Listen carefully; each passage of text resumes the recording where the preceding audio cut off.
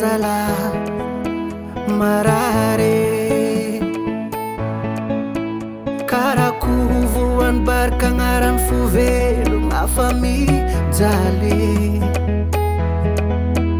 timala nikali timare musari satrajer jabi anoan mipudanga malaki kotizeng za ufati ngoma no ravade uvyangano wave hayo hayo hayo faza watu mijale hayo hayo hayo ngoma no za bebe hayo teipeta peta ke efayano ratiak fulanye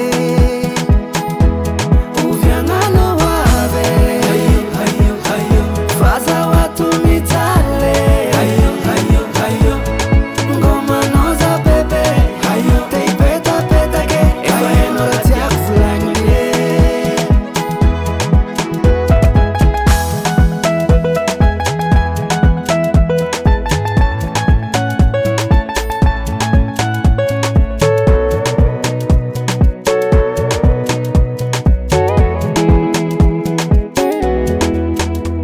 nakredi milyara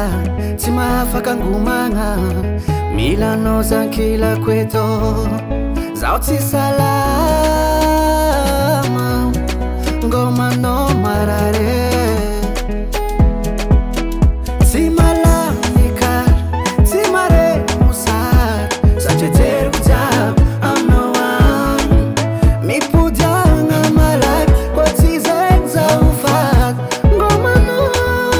ravady uvyangano wave hayo hayo hayo faza watu mijale hayo hayo hayo ngomano za bebe hayo teipeta peta ke efayano ratiak fulanye uvyangano wave hayo hayo hayo faza watu mijale hayo hayo hayo ngomano za bebe hayo teipeta peta ke efayano ratiak fulanye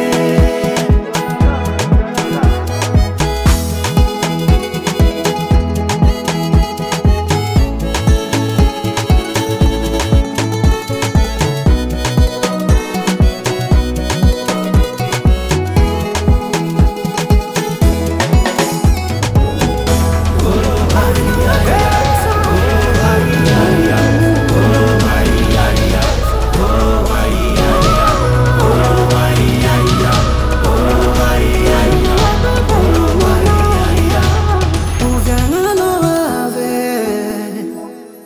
faza watu mijale